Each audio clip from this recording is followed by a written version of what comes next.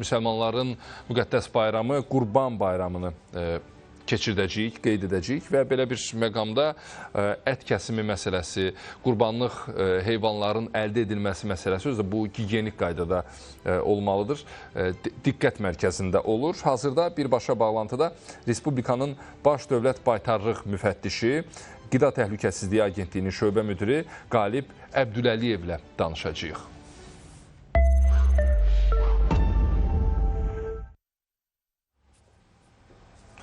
Qalib bəy, hər vaxtınız xeyir olsun.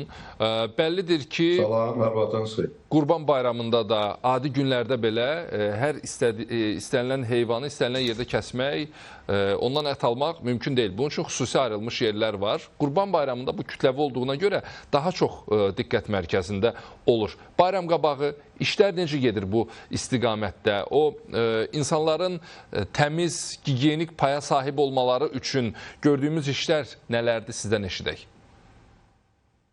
Təşəkkür edirəm. Mən fürsətdən istifadə edərək Qurban Bayramı münasibətilə sizi təbrik edirəm. Düzgün qeyd elədiniz ki, Qurban Bayramı dövründə heyvan kəsiminin daha kütləvi olması, bir yerdən başqa yerə daşınmasının intensivləşməsi və s. müxtəlif risklər yaradır və bunun qarşısının alınması üçün aidiyyəti qurumların iştirakı ilə birlikdə monitorinqlər keçirilərək müvafiq yerlər müəyyənləşdirilmişdir və bu müəyyənləşdirilmiş yerlər mətbuatda geniş ictimaiyyətə təqdim olunmuşdur. Qeyd edeyim ki, bu ilki Qurban bayramında 135 ünvan bayramın keçirilməsi üçün fəaliyyət göstərəcək. Bu ünvanlardan 77 ünvanda heyvanların həm kəsimi, həm də satışı icra olunacaq. Bundan başqa Respublikada heyvan kəsim məntəqəsi olmayan rayonlarda və yaxud sıxlıq olan yerlərdə Azərbaycan Qida Təhlükəsizliyi İnstitutunun təchiz etdiyi səyyar formalı, çadır tipli kəsim məntəqələrindən istifadə olunacaq. Bu məntəqələrin sayı 12 olmalıdır və bu məntəqələr Zəngilan, Cəbrayıl, Füzuli, Şuşa və Ağdərə rayonlarında, eyni zamanda Bakı şəhərinin Yasaməl və Pirallahı rayonlarında, Naxçıvan Muxtar Respublikasında isə Ordubad, Şərur və Babək rayonlarında quraşdırılacaq. Ötən illərin təcrübəsinə uyğun olaraq bu il həmçinin müəyyən marketlər şəbəkəsi də Qurban bayramında müəyyən xidmətlər göstərəcək ki, bundan xidmətlərdən istifadə etmək üçün vətəndaşlarımız əvvəlcədən onlayn qaydada qeydiyyatdan keçmiş sifarişlərini verə bilərlər. Bu cür marketlər şəbəkəsinin sayı 16 olacaq və bu marketlər Bakı və Sumqayıt şəhərlərində və Abşeron rayonunda yerləşir.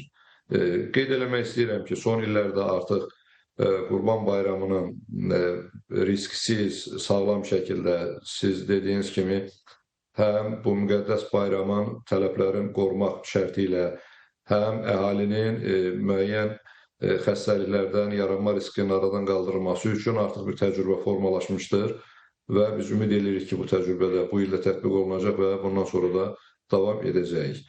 Əlaqədar qurumlar, yəni həm Qida Təhlükəsizliyi Agentliyi, Yerli İcra Hakimiyyəti orqanları, Hüquq Mühafizə orqanları, Kənd Təsərrüfatı Nazirliyinin aidiyyəti qurumları və Səhiyyə Nazirliyinin aidiyyəti qurumları işə cəlb olunub.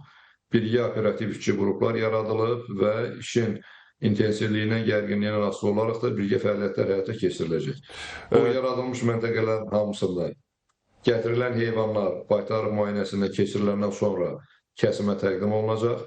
Eyni zamanda kəsimdən sonra da baytarlıq sanitariya ekspertizası aparılacaq və o qeyd etdiyim səyyar yerlərdə isə Azərbaycan Qida Təhlükəsizliyi İnstitutunun mobil laboratoriyalarından istifadə olunacaq.